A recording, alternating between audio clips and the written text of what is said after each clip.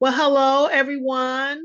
Welcome to our meeting for the first meeting of 2024. We are so excited and so glad that everybody could come out today. This is a new time, but I believe this is a time that most people wanted. So we're glad to see that people are here today at this time. So that's very important. Um, Before we get started, we want to tell everybody to make sure you put your name and your email in the chat. We will be randomly drawing one caregiver to win a $50 gift card for your attendance today. So we want to make sure that you do that. Hmm. Bear with me. Okay. Hold up. I'm trying to get my agenda. Get out. Okay. Here I go. Sorry. I might have to have some everybody. Okay. Every time I exit the full screen, my agenda goes away. But I am here. I am back. I'm ready. Okay. So once you put your name in the chat to win the gift card, one lucky person. We also want to remind everybody that you can also receive a certificate of attendance for anybody who is wanting that. We want you to also please submit your name to Barbara Turbin if you would like a certificate. I know it's a good way to just track because these are trainings that you might want a certificate to know that I went to the mental health first aid training or the mental health training that we're having today. So you can let Barbara know that you want a certificate. And I have to also let Barbara know that I would like a certificate every time because it's useful for my job, actually, as a professor, to see that I am attending these trainings as well. And I also want to make sure that everybody put on your calendar that our next meeting next month, February the 19th, it will be at 10:30 as well. So we want you to next month, February the 19th at 10:30 is our next meeting. So please put that on your calendar.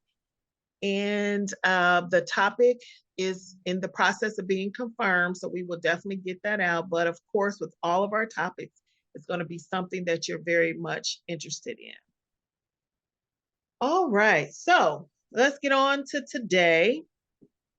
We have our meeting topic is mental health first aid training. And this information will be presented. Wait a minute, maybe this is an opportunity. Let me just read what's printed and then we'll go from there. Information will be presented about a one-day training opportunity available to caregivers that will provide tools and strategies to address mental health issues and self-care for caregivers through Mental Health America of Northern Kentucky and Southwest Ohio. So MHANKSO, I'm sure that's a nice way of saying that acronym. What is it? Mental Health America of Northern Kentucky and Southwest Ohio. Okay, so but do y'all have a MHANKSO or as far as the acronym, it's always M Hanky Slow. Okay. Supports organizations that host mental health first aid training serving all 88 counties in Ohio. The goal is for caregivers to feel re-energized by using the techniques and healthy coping skills provided through the training. And we have two wonderful presenters. They came this morning with their energy, so I know that they are ready to go. I'm just going to read a quick bio on both of them, and then we're going to turn it over to them. Michelle, is it Rolf? Rolf? Yes.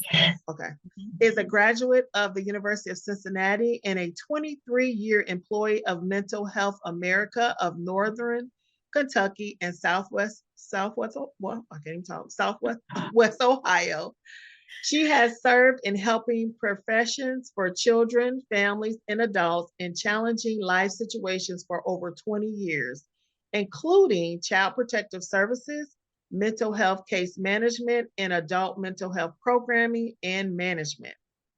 This experience, in addition to her experience with her own children and seeing them through higher education, college athletics, military, and high stress professions, helps with understanding how difficult these situations can be and the need to have positive supports in place. Currently, she has advocacy work through MHA, providing mental health first aid training information to many people as possible, believing that early intervention, help, support, and compassion are key to mental health wellness. All right, and we have another presenter, Jessica Wright, has a BS in Business Administration from Ohio University and an MBA from Ashland University. She has over 10 years experience as a project manager for Cameron Mitchell Premier Events, specializing in change management. I like that. She currently serves as a statewide project coordinator for Mental Health First and through Mental Health America of Northern Kentucky and Southwest Ohio. So please welcome our two guests, and I will turn it over to you, ladies. All right. Thank you so much, and thanks for having us. And just during our time together, we're going to tell you a little bit about mental health first aid, why it's needed, and how you can take a class. And then we're also going to touch on the importance of self-care and some different ways that you can implement caring for yourself into your busy caretaking schedules. So thank you for the great introduction. We appreciate that. So this is our cute little koala. It's our mascot for Mental Health First Aid. Mental Health First Aid was started in Australia. But the reason for every once in a while we're going to have a cute animal break because I attended a training a while back, and the doctor who was presenting would flip these cute little animal pictures every once in a while. And he said that he had read a study that said that looking at cute animals can increase our focus. And I looked into that, and I did find that in addition to that, it can stir up positive feelings, boost our attention to detail, and improve our overall performance. So you'll see those every once in a while just to break things up and get us focusing how we need to. Perfect. Also, what we're going to do is a small icebreaker.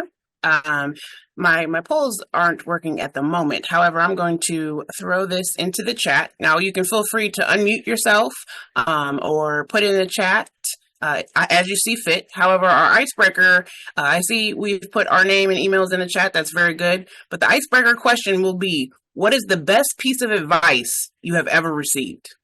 So I'm going to put that in the chat, and we'll give us a couple of minutes. If you want to go ahead and unmute yourself, feel free. If not, you can put it in the chat as well. If you want to explain your piece of advice, I strongly encourage it. I will give you mine. My grandmother growing up, when I would doubt myself or get, I used to get imposter syndrome very early. She would say, get up, show up, and give it your best. Everything that I would do. And I didn't understand that when I was younger, but as I got older, I understood, even if you might not feel like doing it, as long as you get up, you show up, and give it your best. That's all you can do. Put it on the floor. So I encourage you, if anyone, I see give yourself grace, that's a great one. What about you, Michelle? The one that comes to mind is my grandmother's advice, and she would just say, add a little water to the gravy. So when I didn't feel like I had enough, or it was a perfect time for this or that, she'd be like, you'll be fine. Just add a little water to the gravy and make it stretch. Understood. And that's good. That's a good one in a multitude of ways. Right. Making it stress. I see Miss Christie, stop and listen when your children want to talk. That is great. uh, be yourself because everyone is taken. I like that. Yes, you get the snaps for me. Yes, Can I just say mine? I don't feel like absolutely. typing. Please do. Now that I'm older, taking care of grandkids, I give myself my own advice and I just tell myself, I got this. When I think I don't got it and I can't go no farther and I'm crying and I'm feeling pity on myself, I just sit and tell myself I got this and I just keep Right. it moving. Love it. Because you do. Thank you. Mm. Mine's is to rely on others is to be disappointed. And when I was little, my father told me that, and I didn't understand until I got older. Understood. Understood. You can count on yourself. Well, I can count on Jesus too. That part. Higher power, however it may come, but you can count on it. Amen. Okay, well, we'll go on. And what is mental health first aid? So I'm not sure how many of you have taken it, heard from it, heard about mental health first aid. But like I mentioned, it did originate in Australia by Betty Kitchener and Anthony Jorm. Betty was a nurse specializing in health education, and Tony was a health literacy professor, and it is now in over 20 countries. So, but what is it? That's how it started. Mental health first aid is an evidence-based, highly interactive course that teaches people how to identify, understand, and respond to signs of mental illness and substance use disorder in real, actionable ways. What does that even mean? So many of us carry first aid kits in our cars, or we have them in the camper or in the medicine cabinet. We want to be prepared for emergencies should they arise. So mental health first aid works in much the same way. It provides the knowledge and the skills, those tools, to help us help others through mental health challenges. So through the training, you learn risk factors and warning signs for mental health and addiction concerns, and strategies for how to respond. It comes with a 3-year certification through the National Council for Wellbeing. And then along with that, it has curriculum for both youth and adults, and we also have a teen program. And then in addition to that, there's some specialized supplements that you can take. We have different curriculum for different audiences. So we have military veterans, we have higher education, older adults. So in addition to that, you can take something for your specialized audience.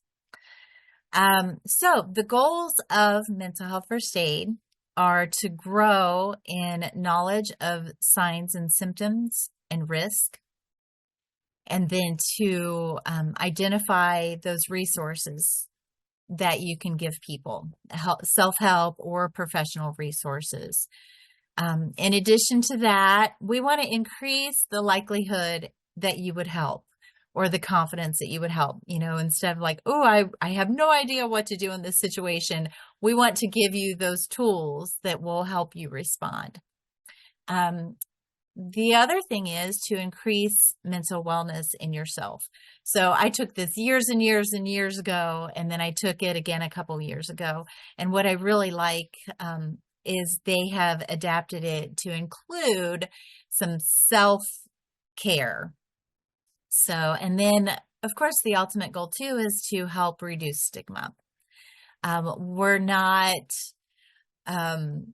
long-term care providers. We're not trained interventionalists. We're not emergency, providers. We're not diagnosers. What we do is just observe changes in behavior and listen and provide that early intervention that's needed. So, why is it needed? So there has been a significant increase in the occurrence of mental health issues. When I first started with Mental Health America, almost 24 years ago, the statistic that we quoted was 1 in 5 people in the United States were experiencing a mental health challenge or illness at any point in time. Now I'm hearing it as 1 in 4. So it is very likely that you will encounter someone who's going through a mental health crisis at some point, if not yourself as well, because it is very common. So through mental health first aid, people are learning signs and symptoms, and people get help sooner. So it's needed because the mental health challenges, illnesses are on the rise. COVID did not help us any with that in that area. And, as I'm sure you have seen, also people are slow to seek treatment due to stigma or not knowing where to turn. And then when they do seek treatment, a lot of times there's such a demand on mental health professionals that there's a long waiting list to get services, or services aren't available in your area. And we've seen that a lot with the colleges that we work with. There's such a demand, but the mental health professionals on campus are very overworked and just can't get to everybody. So, and we know that when we don't seek treatment, it can be very harmful. This is taken from the National Council for Wellbeing, who actually handles the certification of mental health first aid. And it talks about early intervention. So early intervention is so important because when you catch something quick, you can treat it quick. And oftentimes you can reduce the symptoms or the progression of the symptoms. It says early intervention can save a person and their loved one from stress. It can prevent more serious symptoms from developing and reduce the likelihood of problems with work, family, school, and substance use. So early intervention can head off a lot of problems that we might face. So you are around people every day that you could respond to. You might be the first person to recognize symptoms in family, coworkers, clients, friends, strangers.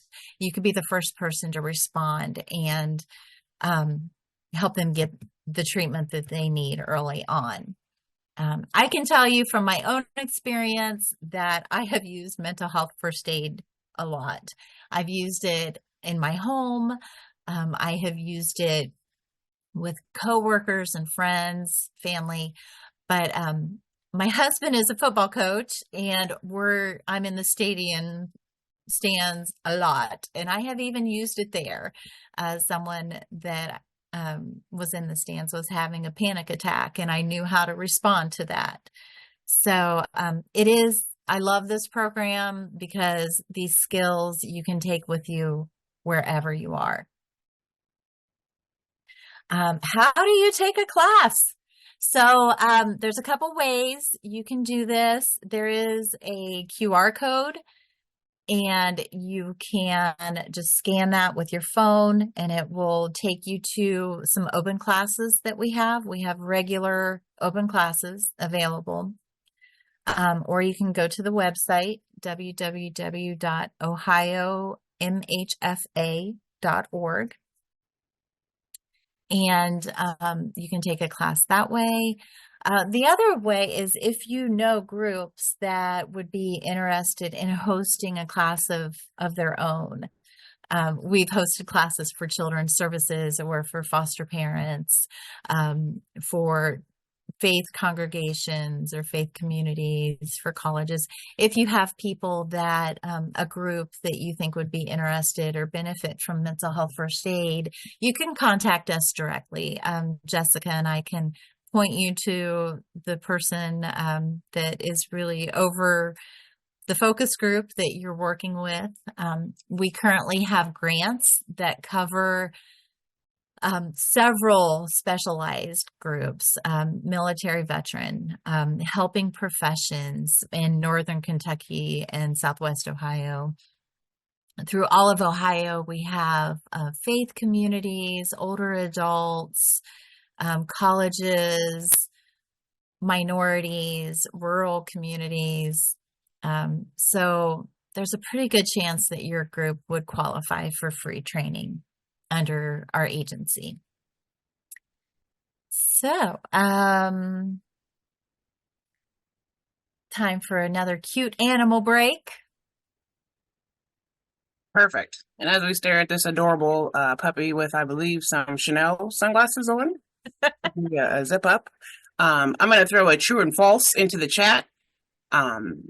You can say true or false, or you can feel free to unmute yourselves again. This is totally up to you. But true or false?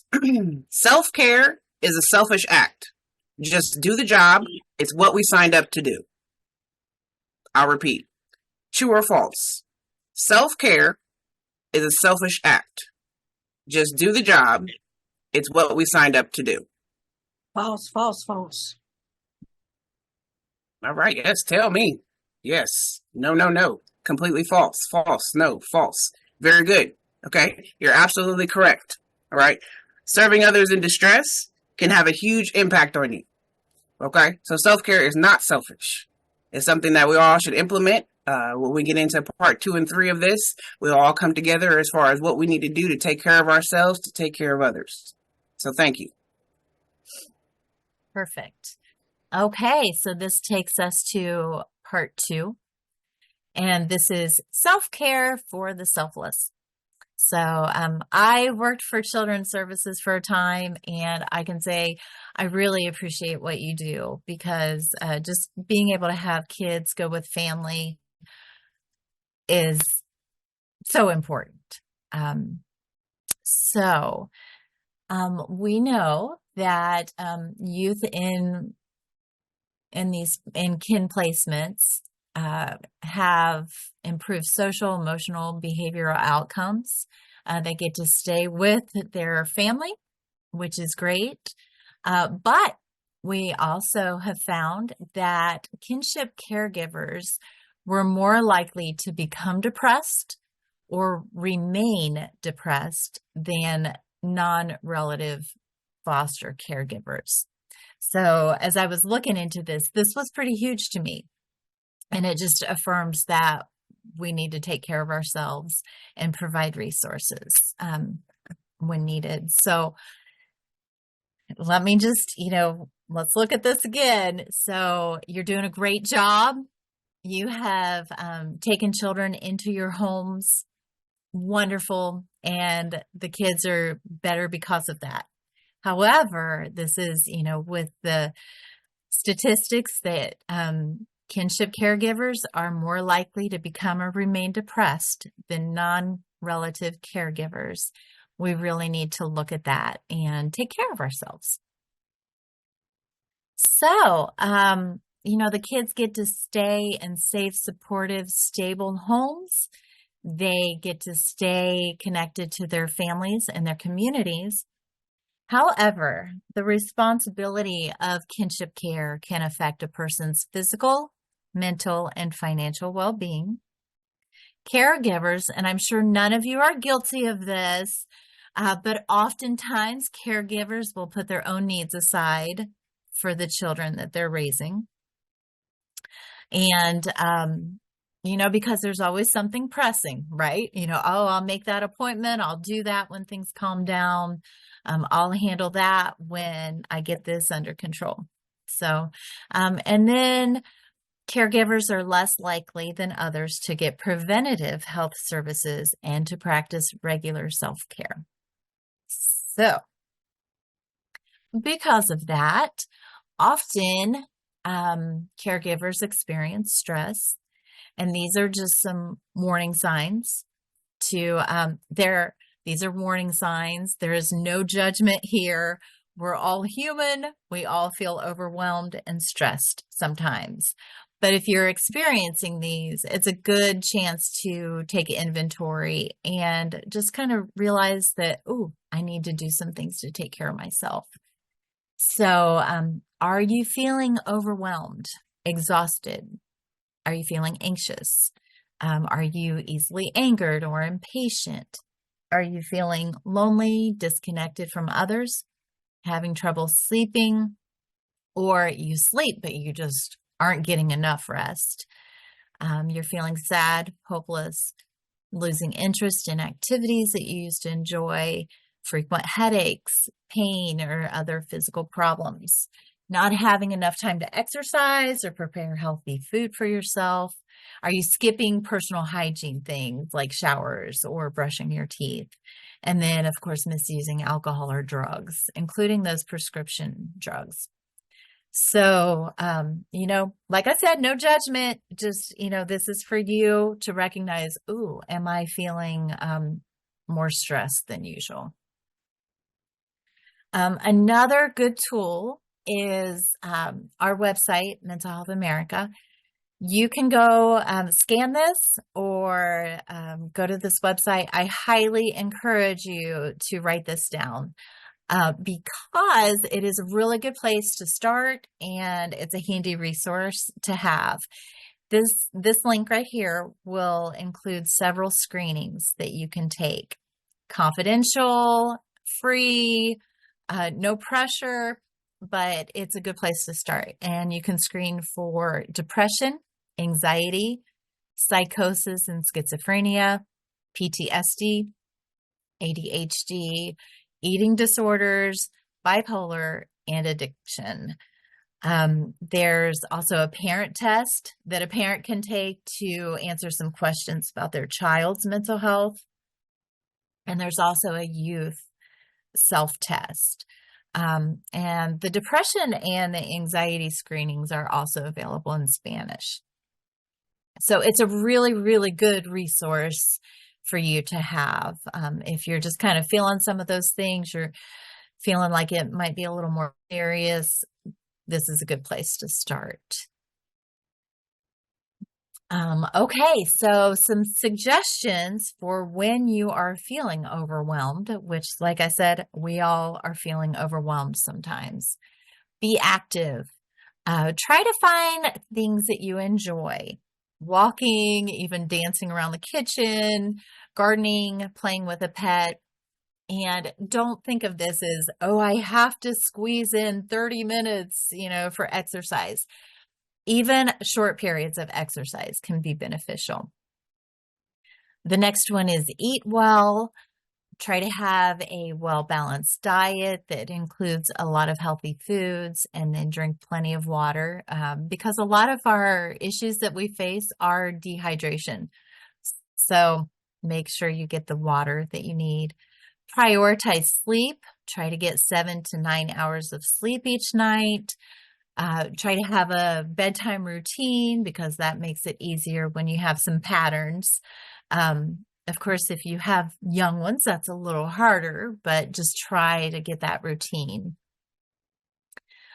Oh, and the easy one, reduce your stress. If it came easy, we would all be doing it. But there are some things that we can do.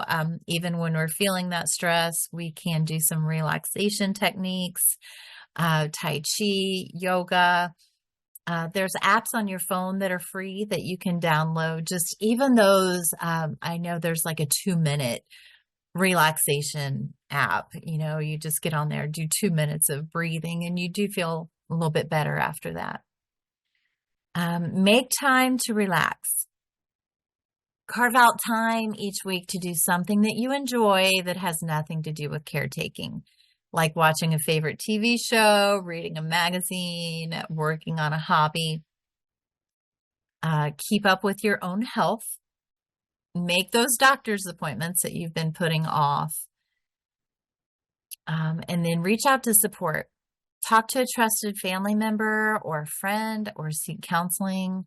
Join an online group or an in-person support group for caregivers, because it's important to have people who can relate to your experience. Take a break if you need it. Ask friends or family to step in, or hire somebody for a few hours if that is something you can do just to relieve you, so that you can just remove yourself from this situation for a while and take a break. But more importantly, out of all of this, just be kind to yourself. You don't have to be, pretend to be happy all the time. You're going to experience feelings of sadness and frustration and guilt. Everyone does. That's normal. And just find creative ways to express that, maybe writing in a journal or artwork or other creative outlets, talking to somebody.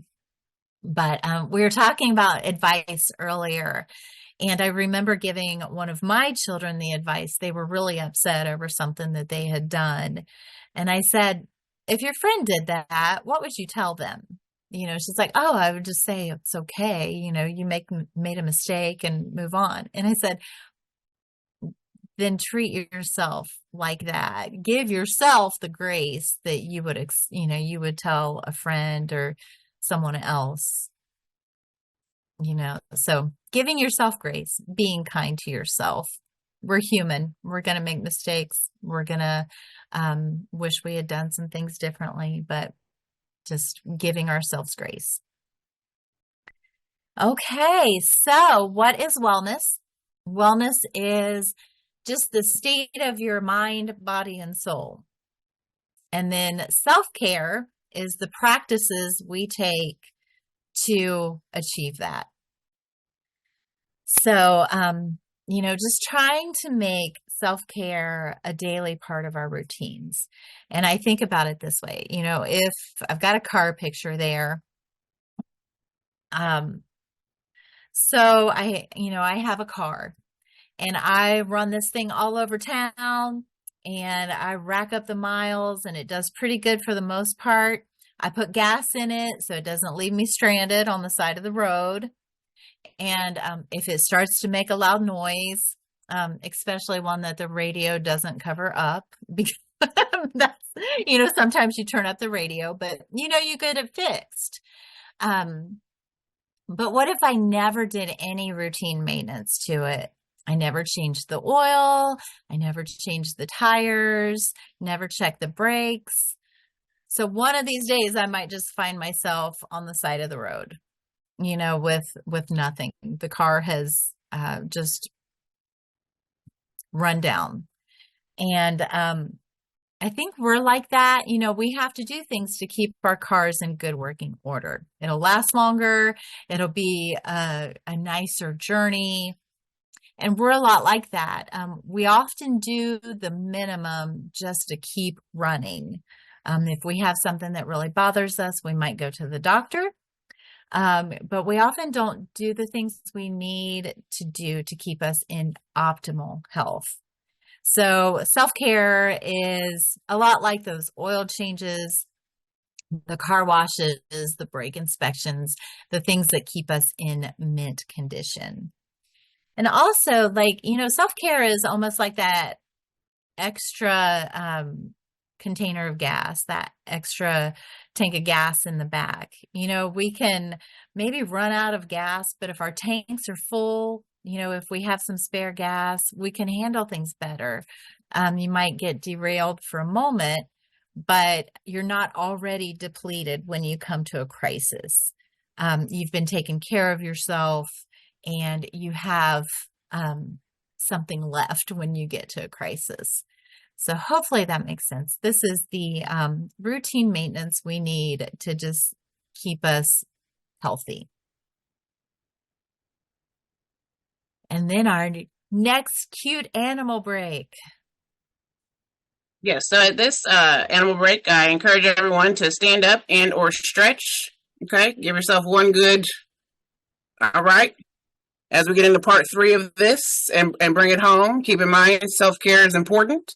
So even if you take a moment while we do this, Michelle, if you want to stop sharing your screen, I'm going to go ahead and share mine. As we take time to ourselves, it's a simple moment. Keep in mind how important it is to take care of yourself.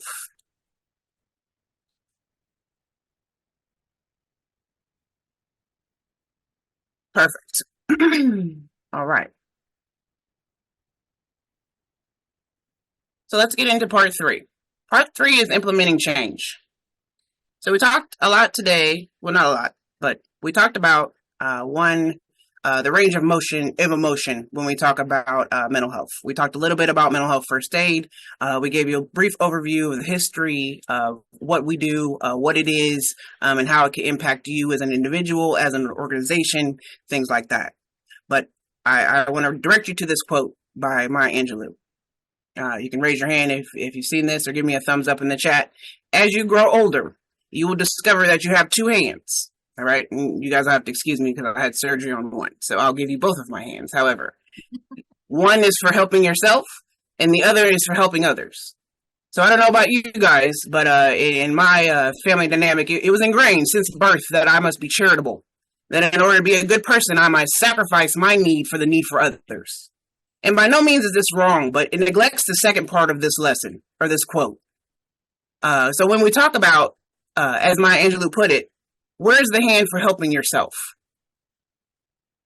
So yes, we must be generous. Okay, we can be chivalrous and honorable in our actions, especially when we talk about caregiving. But we also must know when to put ourselves first. Self-care, as we talked about earlier, isn't selfish. It's self-help, it's self-appreciation, it's self-love. And it's crucial to all aspects of life that one knows how and where to establish those boundaries. And as hard as they might be, the line between outward-looking altruism and inward-looking solitude might be the most challenging piece to place. I know at least it was for me. I know the moment I got it, though, it was empowering, but it took a while for me to get there. Our chief problem with confusing self-care is with greed. We think that, because it's so selfish, we shouldn't be doing it. But just that moment of standing up to stretch was a moment of self-care. We've been sitting stagnant for maybe the past 40 minutes, and our body, we need to get up and move. So we've done that. So the best way that one can improve their life has to do with our mindset. So I want to introduce you to our 8 dimensions of wellness. When we go into mental health first aid, a big piece of that is implementing a self-care action plan. There's a number of moving parts. However, we do want to focus on self-care and taking care of yourself realistically. So our wellness improvement system model, we want to invite you to think of wellness as meaning of being healthy in many dimensions. So when you talk about many dimensions in your life, that includes emotional, physical, occupational, intellectual, financial, social, environmental, and spiritual. Now we're going to break this down, but keep in mind these dimensions are interconnected with one dimension building on another. Oh, this is one of my favorites. If you feel it, Dalai Lama, okay? I used to run with this, spent about 15 years in corporate America. Burnout is real. You know, whether or not, you're doing something simple or something hard, how you view it, burnout will happen. And if you don't do anything about it, it'll catch up with you. Just like Michelle mentioned, the minimum just to keep running, I did that for 15 years and couldn't understand why all of a sudden my body told me, okay, and we're done. I said, what do you mean we're done? My doctor said, you need to do something to reduce your stress. I thought stress was life. But what he was telling me was that I needed to do something to restore myself. So as Dalai Lama put it, if you feel burnout setting in, if you feel demoralized and exhausted, it's best for the sake of everyone to withdraw and restore yourself.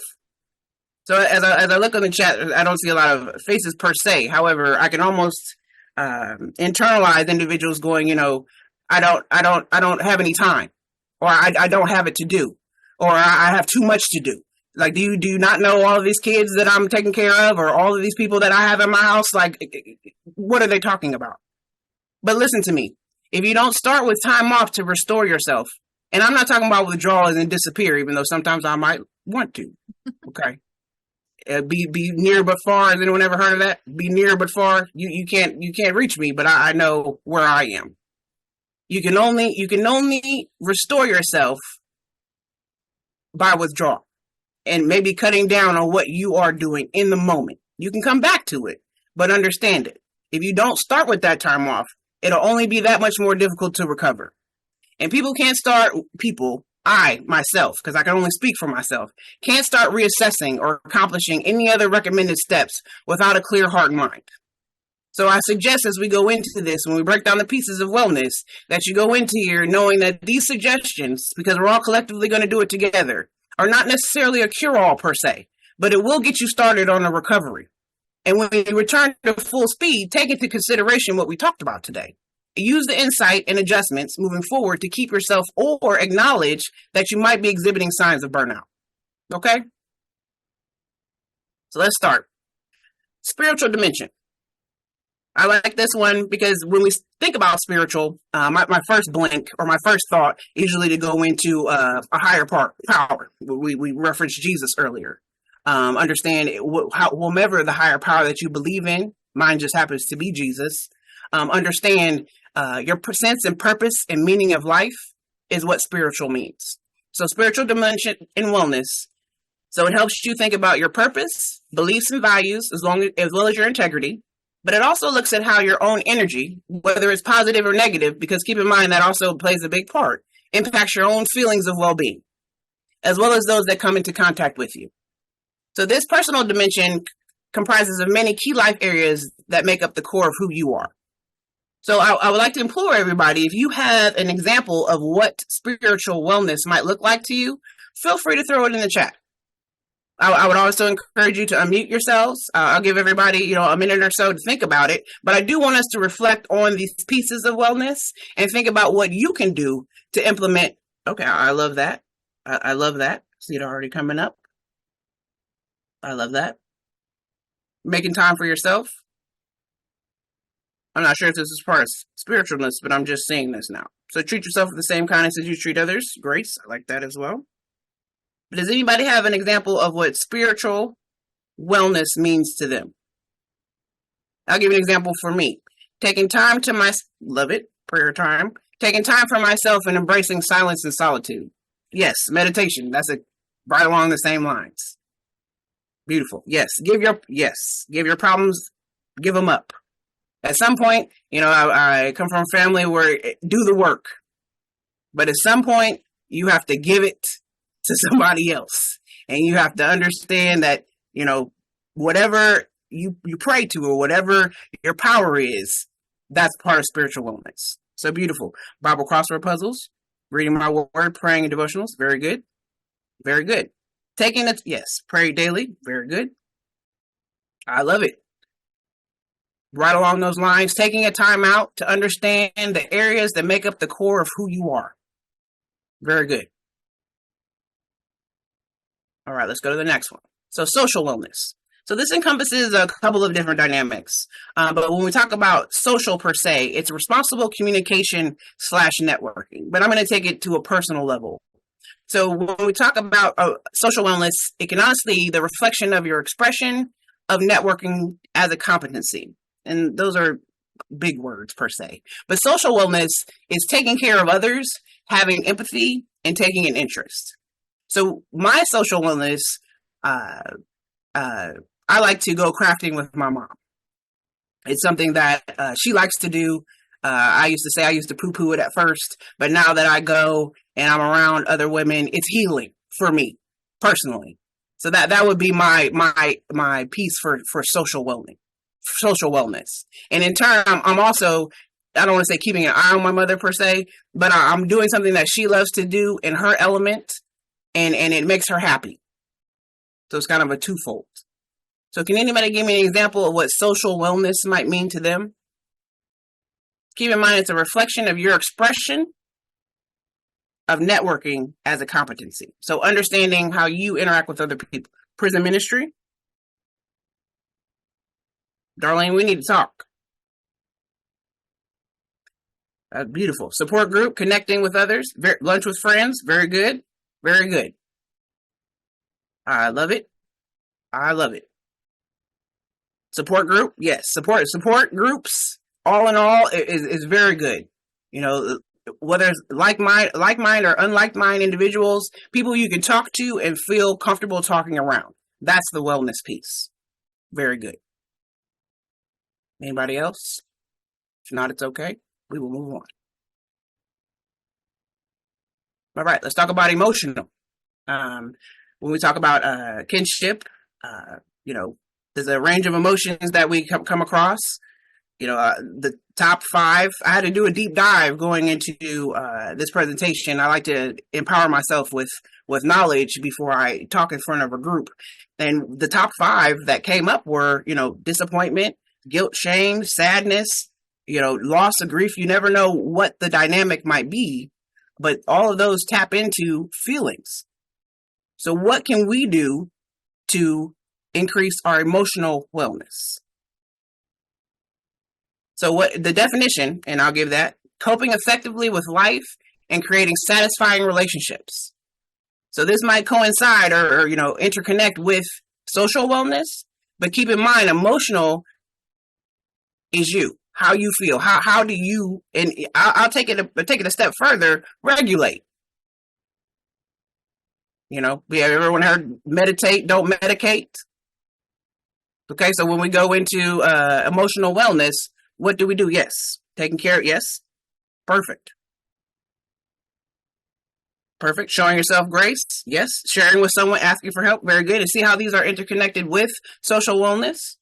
So this area of your life where you express your feelings, adapt to changes and stressors, and engage in activities that allow you to enjoy life. So it's a balance of utilizing your own strengths, assets, and resilience when knowing when to ask for help and rely on others. The latter 2 are core human skills that I have yet to master, personally. I'm working on that, but it's a journey. Laughing and crying. Keep in mind, laughing and crying are still releases. So very good. For me, seeking support with upsetting emotions, right? Working on things you want to improve. I come from a stoic line of individuals who will stuff it down, put it in a ball, swallow it. The problem with that is that it comes back to catch you. A lot like that Mustang. Only you'll be driving down the freeway and it'll just stop working. So that's what we got. Showing yourself grace, taking care of yourself, breathing, laughing and crying. Very good. Next we have occupational. So measures your capacity to give back in a sound contribution in a professional setting. So helps you reflect your ability to perform a task well, problem solve, and develop tactical competencies while seeking personal fulfillment. So we'll take this a step further. Occupational can hit a number of realms. It doesn't necessarily have to be an organization that you're working for. Because occupational, you could have a number of jobs or wear many hats, per se, in your own household. So can anyone give me an example of occupational wellness? What would you do to personal satisfaction for the many hats that you wear throughout the day?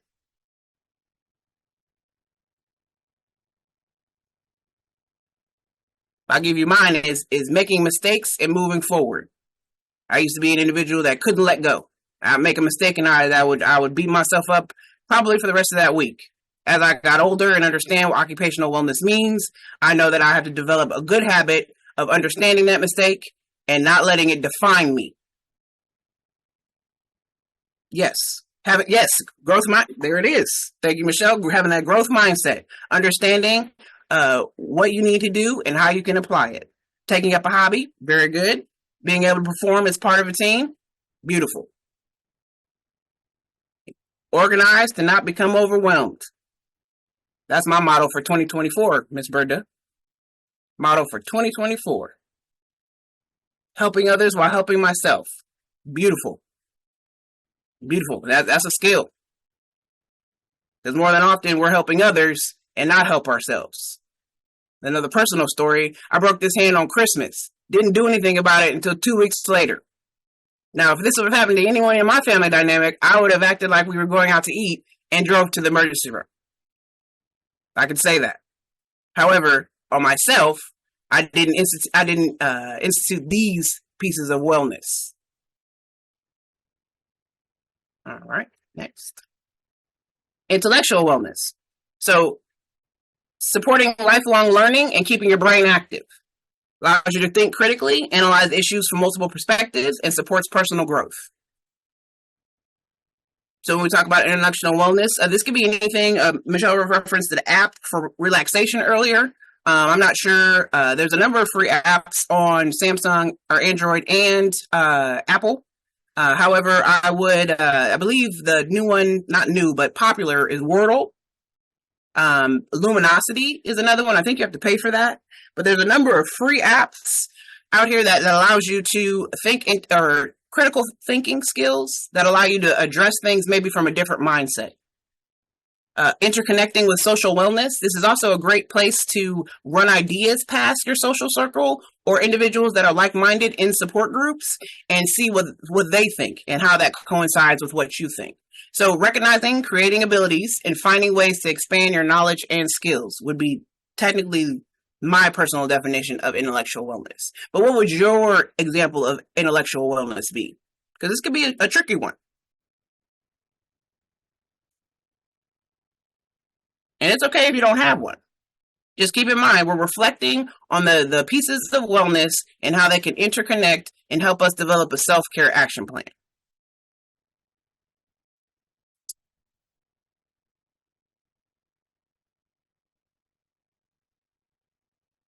Beautiful. Taking a class or doing a webinar on a new topic. Very good. Challenging yourself. Stepping out on faith. Sometimes that's scary, you know, but being able to challenge yourself. You know, I always go back to the, you know, I don't have time, or, you know, I have things to do, and that's realistic. But understanding if you find yourself, the first time you've heard about this piece of wellness is today, or you find yourself stuck mentally on something that you go through every day, I would encourage you to step out on faith and challenge yourself to something that interconnects with intellectual wellness and see the results. Remembering names of songs, people, places from the past. That's beautiful. Weren't we just doing something? Remember that song? I don't really watch a lot of reality TV shows, but I think that's going to be a good one. Doing a new planning activity. Yes. Planning something, just even if you don't do it, the action of planning is another piece for intellectual wellness. Beautiful. All right. Environmental. I'm a huge outdoor person, but let's go over the definition really quick.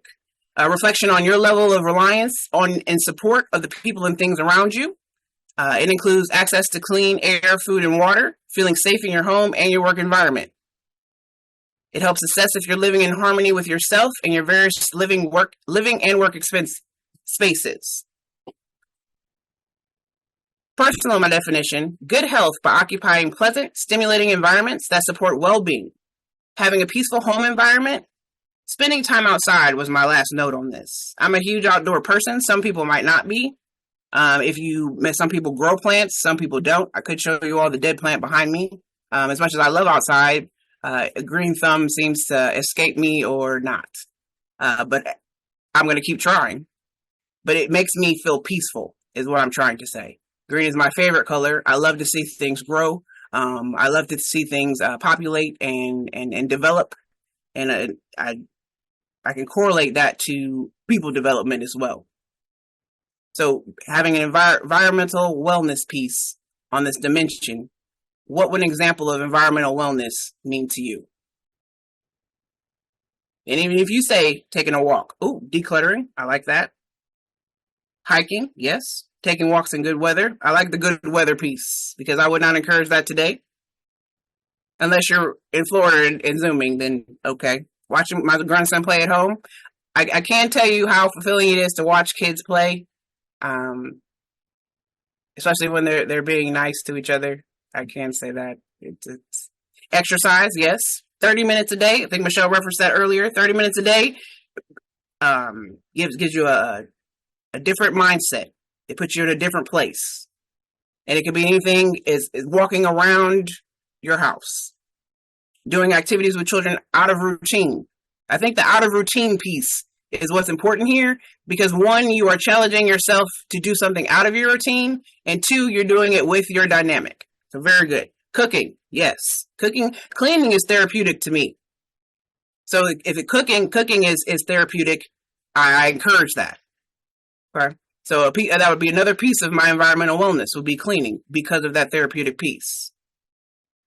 Organization, it makes sense to me. It makes me feel better. Very good. All right, financial. Womp womp. I say this because For me personally, this is usually, I'm working on it. However, financial wellness is your satisfaction with current and future financial situations. Even in my best financial situation, I always feel like it could get better. So this piece is interconnected with a number of other pieces. I will give you a basic example of maintaining a budget and monitoring your spending. But I can say realistically, it's different for every single person. You never know how many people are in a household, how many people are not, income, whatever the case may be, expenses, everyone's is different. But this piece is in here purely designed to help gain a new perspective and attribute a monetary value to how you use resources. And to keep in mind, this piece was discussed a lot before it was put in here. And it was put in here because more often than not, people talk about financial wellness as an area of opportunity and not so much something that can literally interconnect with another piece. So that's why it's added today. So considerations should be made for individuals' values and beliefs related to spending, giving, and saving. That's why I added those last three, because that's important as well. Financial wellness, giving to charities, giving your time, that's a part of financial wellness as well. But I'm also not going to talk to you about financial literacy today. I will tell you one of my resolutions was to take Amazon app off of my phone. That worked a grand total of 72 hours. So at least I tried. I gave it a shot. Okay. That was my piece for financial wellness for 2024. And it lasted for 72 hours. I can admit that to you today.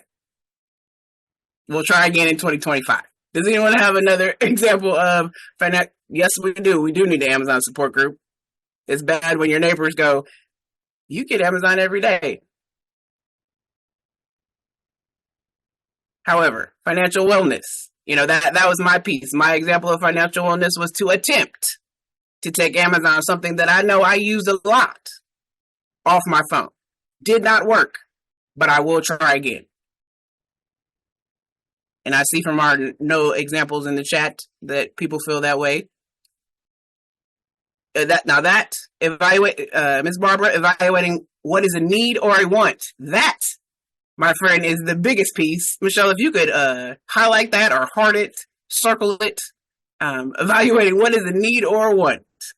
It's funny, I talk about my nephews and I give that speech to them, almost everything they ask me for, but I should give it to myself. Decreasing the apps you pay for and don't use. That's a beautiful, beautiful, beautiful example. There is an app called Rocket. I believe it's free. Yes, monitoring subscriptions. And it'll do that for you for free. It's called Rocket. And actually, I'm gonna put that relaxation app in here, Michelle. That Rocket app, and this will all be resources for everyone. Monitors. Yep, very good. All right. Let's go to our next one. Physical wellness. When I talk about dimensions of wellness to Fortune 500 companies or individuals that are government organizations, I'll give you an example. Ohio Department of Transportation. When we talk about EAPs and assessing their wellness goals, this seems to be the easiest for them. Now, when we talk to individuals on a personal level, or say we go to a faith-based organization, or not so much military, but high risk, not so much. So attaining physical wellness, Michelle touched on this earlier, getting enough sleep and nutrition and physical activity and avoiding this and that and the other, and medication versus meditation and preventative medicine. Michelle and I can sit and talk to you about this until you're blue in the face. Realistically, we have no idea what's going on in your personal households or dynamics. So what we would do is encourage you to see where you could take time to fit this into your schedule. And we're not saying all of it. I'm not saying throw out all of your snacks. Please don't. And if you do, send them to me. However, you can take a look at maybe what makes you feel good versus bad. Maybe we need to monitor our blood sugar sooner than later. Preventative medicine. I did make that note. Putting less likely to get preventative health services. This is a big piece of physical wellness. So being aware of how this affects you would be the biggest piece. How is nutrition affecting you? The lack of. How is sleep, the lack of, or too much affecting you? How is your diet affecting you? Take a look at that maybe take notes. Just be aware. Aware is the biggest piece at first. Then maybe we could do something about it. And if not, at least you have taken that step. Can anyone give me an example of physical wellness and what that might mean to you?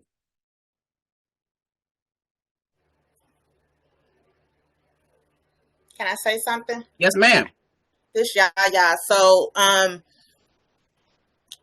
6 years later, I'm trying to be better and taking care of myself now, because for 6 years it was all about the boys. So I don't get no sleep, so that's out because of them. But I am trying to better the nutrition part. I know I don't eat healthy. I know I do a lot of stress eating, a lot of depression eating. So this is the year of 2024 for Yaya to take care of herself, because what good am I to the boys if I'm not here, or if I'm not good to myself? So I got in a lot of doctor's appointments. I'm seeking out a nutrition. I even went as far as to look for a new doctor, because this doctor that I have, she doesn't have my best interest of health. So I'm seeking a new doctor to help me better myself physically, with the high blood pressure, pre-diabetes, all of these things that I didn't have that I'm starting to get, and I don't know how to take care of it. So this physical wellness is really close to me, because I need to be here. If that makes Yes, sense. you do. You are correct. And what you're referring to is you're reclaiming your time. Yes. Maxine Waters, you're reclaiming your time. And I applaud you for that. So recognizing, one, you need to do something about it, and then doing something about it. Well done. Well done. Thank you. But yeah, I hear 2 boys. Yeah. I don't know how many hours of sleep you get, but whatever you get. I don't get none. I don't get none. I don't know. I take cat naps here and there. Sleep. I'm going to go back on mute. No, you're okay. You're all right. You're all right. You fit them in. So, all right. Yes, an annual checkup. Very good. Starting exercise, as small as it might be. But Yaya brought up a great point. Understanding your needs. And I take it a step further, because it's not too late. Diabetes, high blood pressure is something that can be maintained. But the fact that she is doing something about it now speaks volumes, because you could ignore it. Because I have a side of a family that would ignore it. So, kudos to you. All right. So those are our pieces. 8 dimensions. So think about what we just talked about today. Ooh, monthly massages. All right, Darlene. Yes. Okay. We talked about those. We talked about our 8 pieces of wellness. Okay. We talked about our dimensions. And I want us to take a look in the chat, and we all put up examples of what we would do as far as examples of those 8 dimensions of wellness. So if you see something that you like or stands out to you, I would recommend copying it, taking a picture of it. This Zoom is recorded, so we'll all have what we need as far as compiling your own self-help guide going into 2024, encompassing all of these dimensions of wellness. Keep in mind they're all interconnected, so you want to talk about wellness and relationships, and what are those connections? And think about each one, and are they negative or positive? Do they impact your work, your family, your health, and most important, your happiness? Okay? We talk about prevention, planning, your exit strategy. Okay? Boundaries, another part of self-care, because having empathy and doing what you guys do without any boundaries is a form of self-harm. So establish and respecting boundaries. Expectations, are they reasonable? Michelle did mention the 7 to 9 hours of sleep. I would love to do that every day. But sometimes, as Yaya said, maybe sleep's not an option. We need to look at other options. Okay? So understanding that, thank you, Miss Barbara. The PowerPoint will be on the OGKC website for review.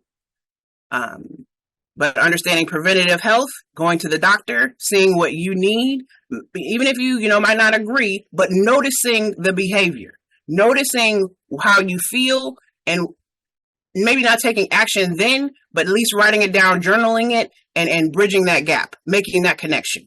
So connections that you need or want. All right. So, Nami, mental health organization, some self-care activities. Michelle touched on this a couple of slides ago, but knowing and respecting your limits. Okay, take that a step further. Know your values and what you need from your relationships. This will help you determine what connections are worth your time and focus. A lot of this, comes from experience. But understand, it's important to understand who you are, what you value, and how that plays into your dimensions. Be proactive. Being proactive versus reactive, forming authentic connections with others, no matter the relationship type, often takes time and consistency. So knowing that, being proactive, I attest that to physical wellness. Understanding, hey, I might not be feeling good today, this week, this month. Why? You might not act on it, but at least you are making that note. Why do I feel this way? And then we're doing something about it. And that authentic connection could be start off with your social group, because they'll be like, sir, girl, ma'am, you need to go to the doctor. They might be the first ones to ring that bell. And that might start the train. But again, establishing those connections, going to a primary care physician often takes time and consistency. You'll have to work on it. So setting your reasonable expectations, avoid known triggers. I suggest reflecting on your interactions. What makes you feel most authentic? What generates the most positive emotions? What are the most fulfilling? Those are the ones you want to focus on and engage the most in your life. A pros and cons list. I've started that in 2023. I implemented it a little bit in 2024, but we'll see how that goes. I'm a firm believer in weighing out pros and cons. If something is too hard for me or I'm frustrated, 9 times out of 10, I'll walk away from it and come back. Does this fulfill me? Now, when it comes to children, that's a little different. But as far as me and my self-care and things that I want to do to make myself feel better, that we can try it and then walk away from it and then understand, does this fulfill me? And if it does, engage more often. Finding ways to give back. Okay. I like to, during the holidays, make blankets for the unstables, and I drop them off at shelters. That makes me feel good. You volunteer your time, whatever the case may be that makes you feel good. It could be Boys and Girls Club. It could be, decorating. Beautiful. Oh, President, thank you. If I ran, thank you for voting for me. Yes, I like to, and I like I said, I have taken up crafting with my mom. I started doing it because she likes to do it, but honestly, I like to do it now because it's fun. It relaxes me, and I get to spend time with my mom. So it's a win-win.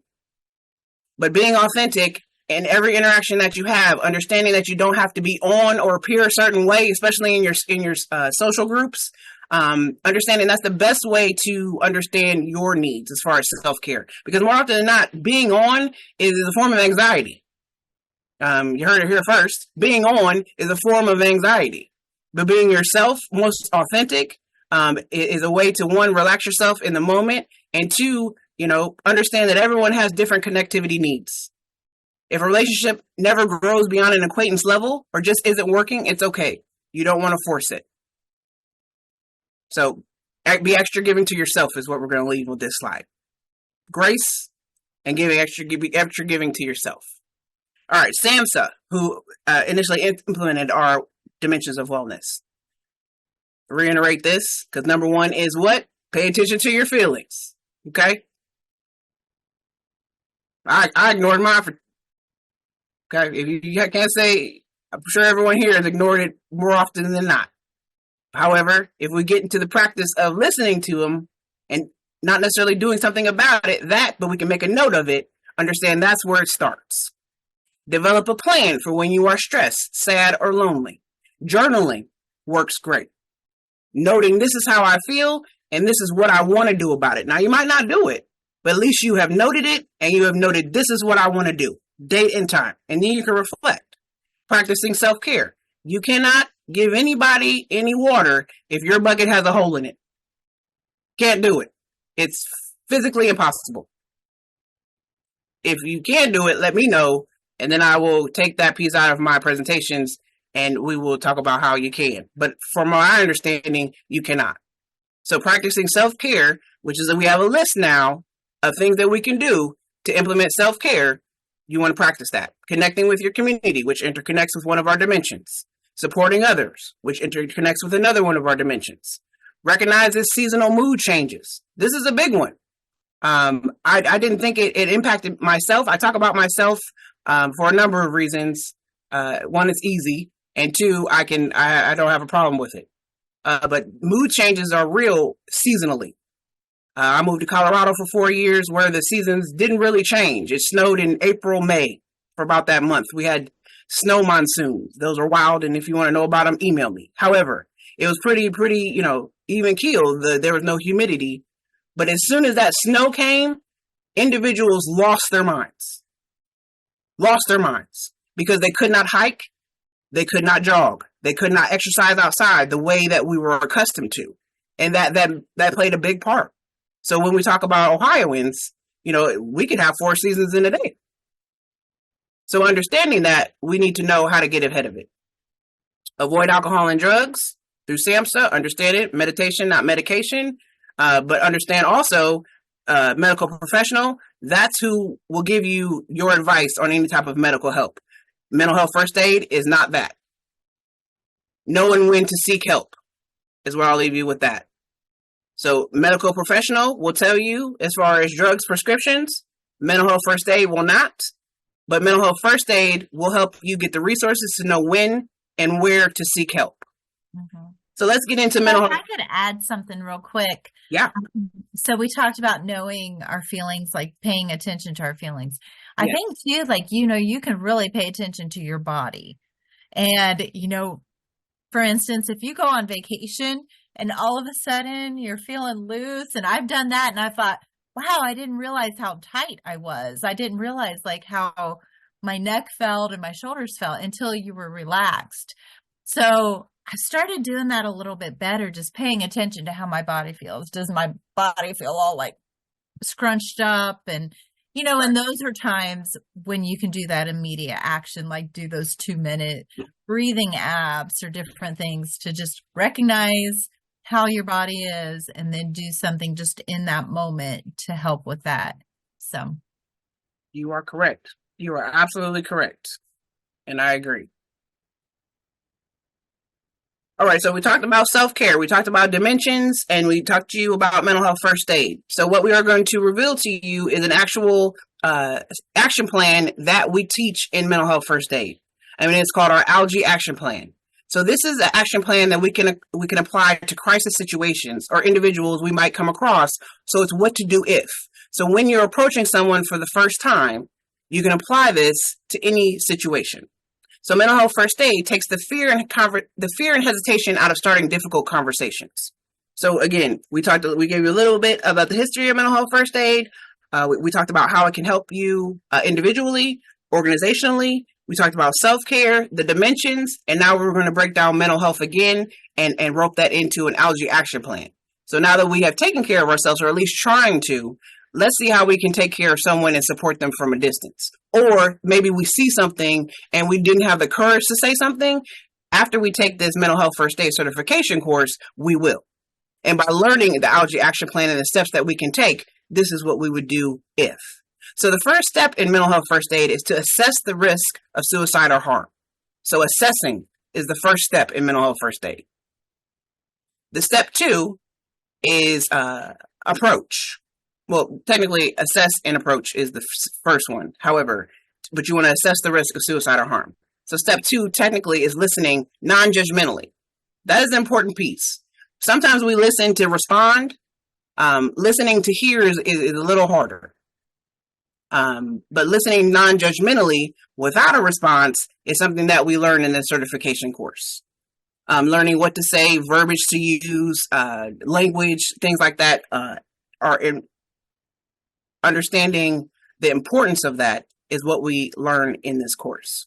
Step 3, giving reassurance and information, especially in the moment. More often than not, I don't know about you guys. However, when you approach someone and you're listening non-judgmentally, 9 times out of 10, someone in emotional crisis is elevated. Their emotions are heightened. They are not yelling per se, but maybe their voices are loud. So giving reassurance and information might be something that you need to practice. It's definitely something that I needed to practice. You don't want to match their level of energy per se, but you just want to make sure, one, you're listening non-judgmentally, and two, giving reassurance and information. So on to step 4, as Michelle talked about, we are not medical professionals, but what we will do in step 4 is encourage that person to seek professional help.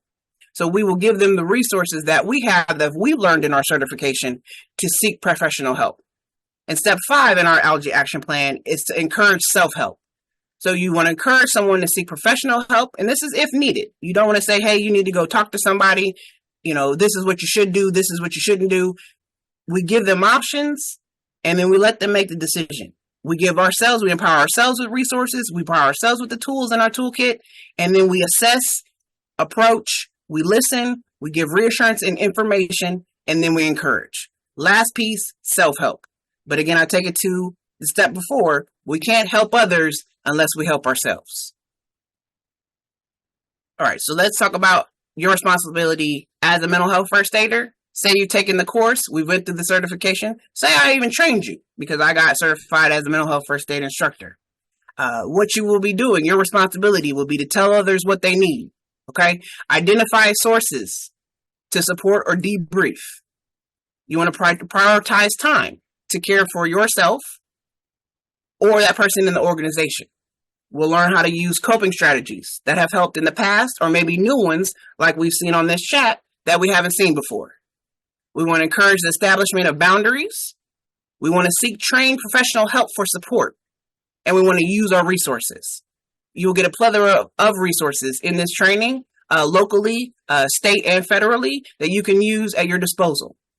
Keeping yourself safe and well, being active in your own self-care, communicating concerns about mental health and well-being of anyone in your organization or your household to an appropriate resource/support. 998 is a good one if anyone has ever heard about that. If not, you can email me directly or use the QR code and we can get back to you. But that's an example of a resource to use in the moment. Following your organization, workplace, or household's policies and procedures on how it's implemented, because keep in mind, everyone's is different. Upholding your role as a mental health first aider alongside your other responsibilities. Again, the many hats that you already wear, you will be adding another mental health first aider hat. But with that hat comes not necessarily a mandatory reporter status, but more as if a tool in your tool belt to give you the courage to do something in the moment that you didn't have before. Maintaining appropriate boundaries between yourself and colleagues that you might be supporting. And keep in mind, your certification is good for 3 years. So you'll be refreshing your skills every 3 years in a refresher course. Does anybody have any questions? Miss Yaya, I think you're muted.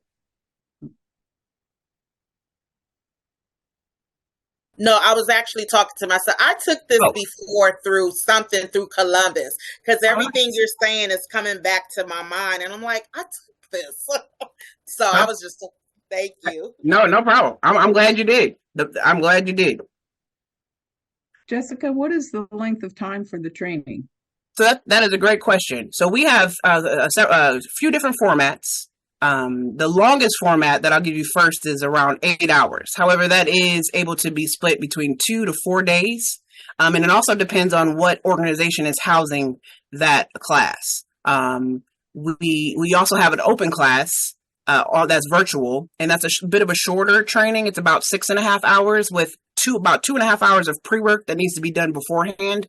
But everything will be online for you to be registered for an open class. So if you're interested in either one of those formats, whether it's fully in person, which is your 8-hour day, dependent on split days, or a 6.5-hour day, which will be our blended. Now, the instructor-led course could be in person or virtual, but our open class that we open to individuals is completely virtual. You can reach out to us and we can get you signed up.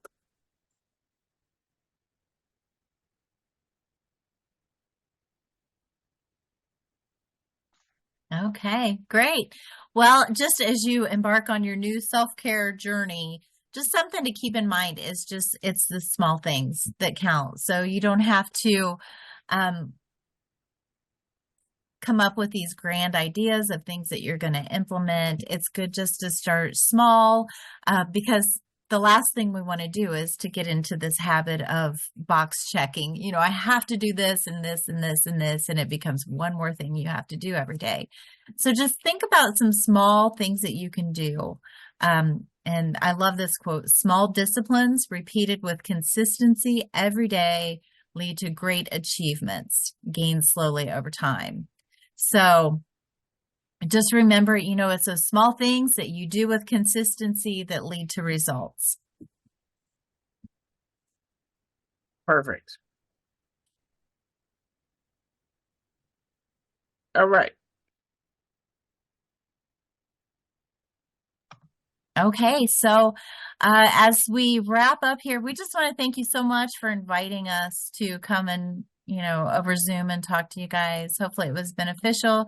Hopefully you came away with a pretty clear knowledge about what mental health first aid is and some good ways that you can implement taking care of yourself. If you have any questions, feel free to reach out to one of us.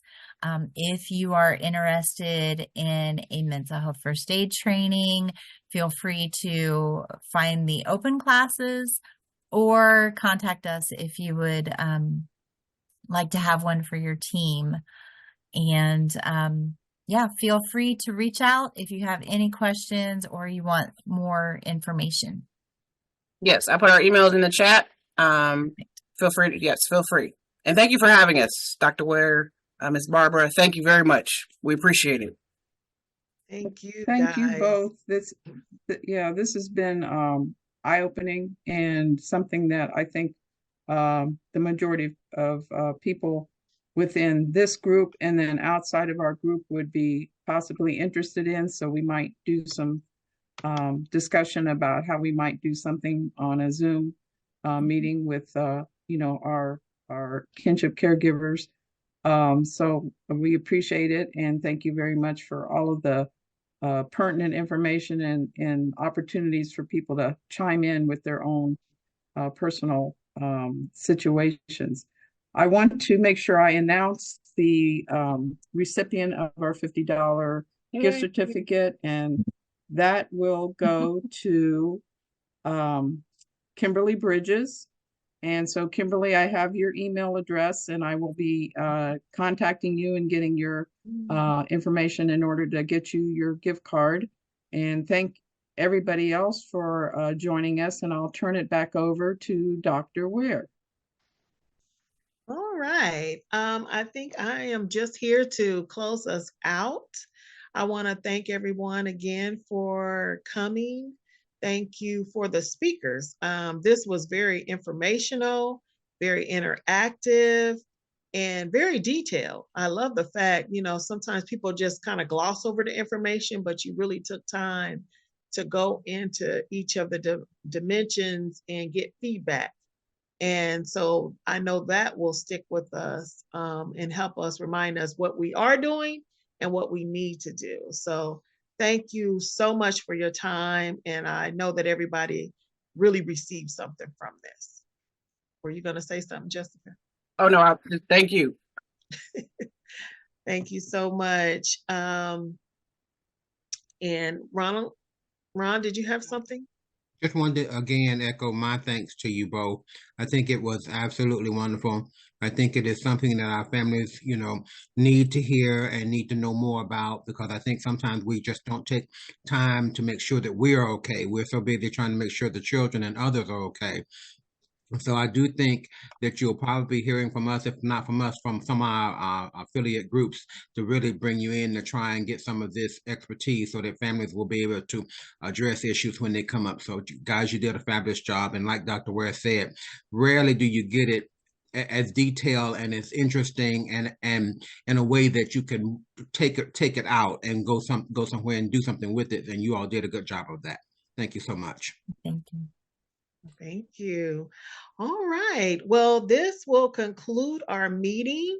Does anybody have any last minute questions, comments, or concerns before we end? All right. All right. Well, go stay warm. I will say that. They were talking about here, I'm in Dayton, Ohio. They're talking about freezing rain tonight and tomorrow morning. No, So, thank you. no. So stay warm and take care of yourself. And we will see everybody next month. Remember, February the 19th, 10:30 as well. And we will have another dynamic presentation. So thank you so much.